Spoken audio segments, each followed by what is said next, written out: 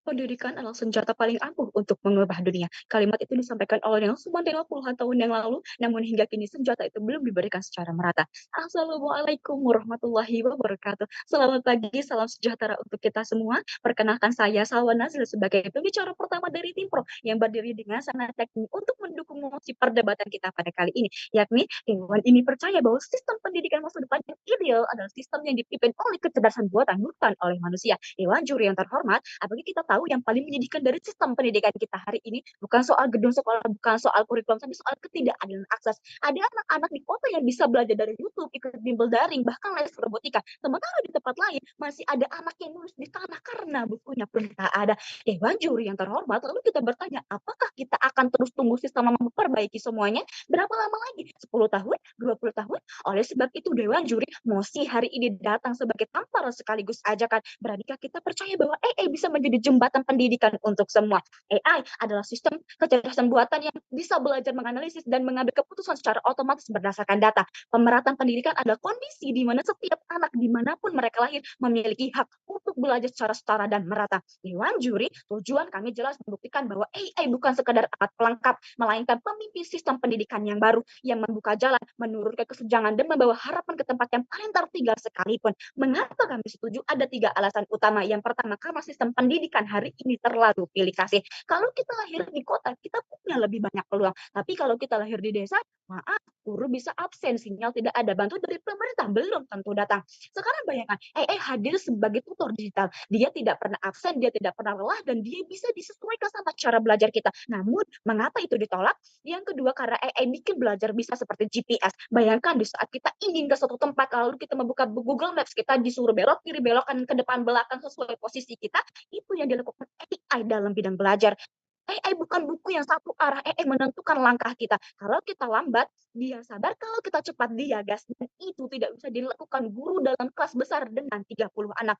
Yang ketiga, AI bisa hadir di tempat guru tidak bisa datang. Ada platform AI offline di Afrika dan India yang mengajarkan anak-anak lewat SMS tanpa internet, tanpa WiFi. Di Indonesia, sistem seperti ini sudah mulai dikembangkan, tetapi hanya untuk anak-anak daerah 3T. Maka kita tidak bisa katakan bahwa AI itu eksklusif. Justru AI itu satu-satunya yang masuk ke tempat paling tertutup sekalipun. Tim oposisi mungkin akan AI bikin manusia jadi malas, tapi malas menurut siapa? Apakah anak yang belajar pakai AI itu malas? Kalau dibilang seperti itu berarti anak yang belajar lewat buku juga malas. Berarti guru yang bantu anak pakai video juga itu malas. Kita tidak bisa menyalahkan alat karena manusia belum paham caranya. Karena masalahnya bukan di alatnya, tapi masalahnya ada di pola pikir kamu yang menutup diri dari perubahan. Atau mungkin mereka bilang AI mematikan kreativitas. Oh, lantas apakah anak-anaknya di desa selama ini tidak punya guru coding, tidak ada pembelajaran musik, hingga akhirnya bisa belajar semua itu dari AI, tidak dianggap kreatif? Dewan juri bukan AI mematikan kreativitas, nah yang mematikan adalah sistem yang tidak pernah memberikan kesempatan dari awal. Tidak bisa dibilang kreativitas mati kalau akses belajar saja belum dikasih. Maaf ya, kalau dibilang AI membuat siswa malas atau mematikan kreativitas, itu bukan argumen. Itu hanya rasa takut yang dibungkus oleh opini. Lebih dari itu, AI bukan sekadar alat untuk sistem pendidikan ke depan. AI lah yang memimpin, karena dengan AI pendidikan bisa adil, cepat, dan merata. Dewan juri yang terhormat, kami di sini tidak bicara tentang robot, kami bicara tentang pemimpin baru sistem pendidikan AI. Dan untuk itu kami nyatakan mendukung penuh mosi perdebatan kita pada kali ini tanpa ragu megang menjadi tim pro. Terima kasih. Dewan juri yang terhormat, tim lawan, dan seluruh audiens yang saya banggakan, saya Eka Ramadhani Nurjana, pembicara kedua dari tim Pro.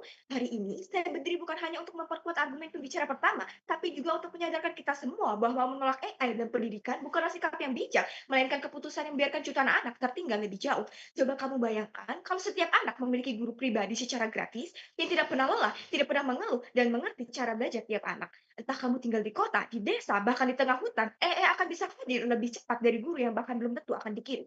Dan saya yakin tim kontra akan mengatakan, AI akan membuat anak jadi malas, AI membuat ketergantungan teknologi, AI akan menggeser peran guru. Tapi mari kita bahas satu persatu dan saya akan tunjukkan kenapa semua itu terlalu sempit. Pertama, AI sama dengan pembelajaran personal dan merdeka, bukan pukul rata. Hari ini sistem pendidikan kita terlalu seragam. Semua murid disuruh belajar secara yang sama, padahal mereka berbeda-beda. Anak visual dipaksa dengan ceramah 40 menit, anak kinestetik disuruh diam di kursi. Ini sistem atau sebuah jebakan? AI datang untuk mengakhiri model satu ukuran untuk semua. AI bisa menyesuaikan pembelajaran dengan minat dan cara belajarmu. Kata World Economic Forum, AI terbukti meningkatkan hasil belajar karena adaptif. Jadi, kalau kamu bilang AI membuat aku manja, saya akan bertanya kembali, yang membuat manja itu AI-nya atau sistem yang tidak pernah menyesuaikan diri dari dulu? Yang kedua, AI bukan penghapus guru, tapi mesin percepatan. Tim lawan mungkin panik kalau AI masuk, guru tidak akan dibutuhkan lagi. Tapi inilah yang membuat kecacatan dalam berpikir. Kita tidak pernah mengatakan AI akan mengganti guru. Kita bilang AI mengambil alih kerja teknis agar guru bisa fokus ke hal yang manusiawi seperti bimbingan moral, diskusi etika, dan nilai-nilai hidup. AI itu seperti Google Maps, dia memberi arah, tapi kita tetap yang menyetir. Dan mari kita jujur, sistem pendidikan kita hari ini itu lambat. Revisi kurikulum butuh tahunan, pelatihan guru tidak merata, dan semua ini terjadi sementara anak-anak kita kehilangan waktu emasnya. Dengan AI, kita tidak perlu menunggu sistem bergerak, AI akan langsung kerja dalam mendeteksi kelemahan siswa, menyesuaikan materi, dan memberikan feedback dalam hitungan detik. Pertanyaannya, kamu mau tetap menunggu atau akan bergerak dari sekarang? Yang ketiga, AI adalah jawaban untuk ketimpangan akses. Bicara pendidikan yang adil, tapi sampai sekarang masih ada anak yang harus berjalan kaki 10 kilometer untuk bertemu guru seminggu sekali. Dan tim lawan bilang AI itu mahal, butuh sinyal. Sangat jelas, di India dan Afrika, AI jalan lewat SMS, tanpa internet, tanpa jaringan yang kuat. Dan sekarang, Indonesia juga mulai mengembangkan hal tersebut, daerah di 3T. Jadi, kalau kamu bilang AI cuma buat anak kota, kamu belum melihat medan sebenarnya. AI itu justru senjata paling cepat untuk dobrak batas wilayah. UNESCO bilang AI adalah teknologi frontier yang bisa menyentuh 244 juta anak yang tidak bersekolah.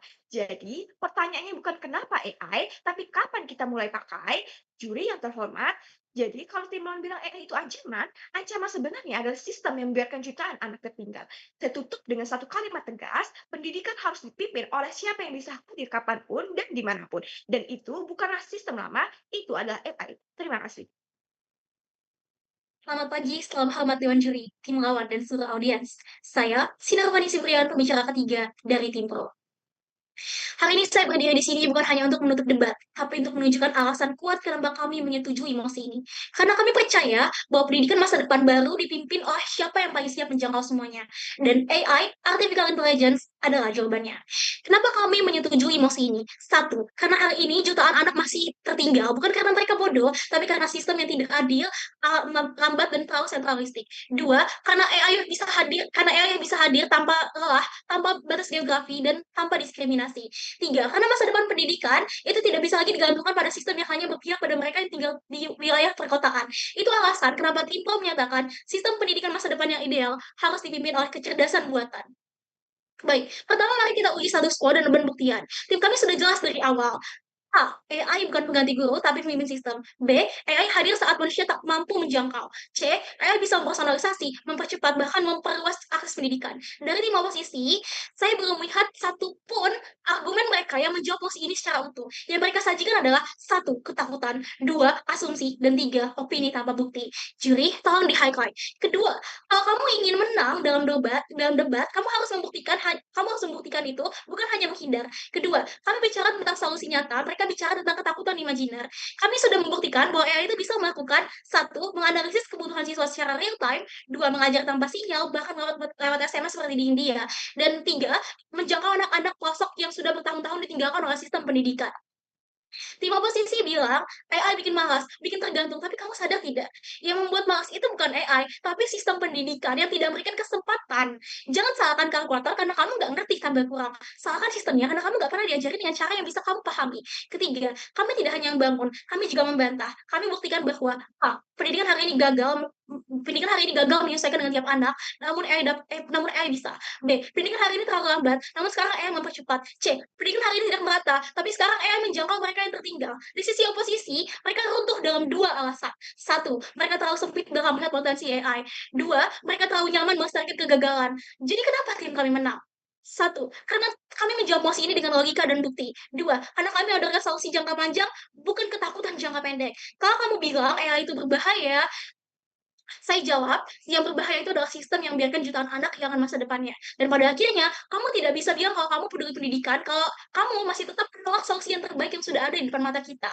Kami, tim Pro, percaya bahwa pendidikan masa depan itu nggak cukup dipimpin oleh niat baik dari manusia, tapi oleh sistem yang bisa hadir, cepat dan adil, dan sistem itu dipimpin oleh AI, Artificial Intelligence. Terima kasih, bangga dari tim Pro.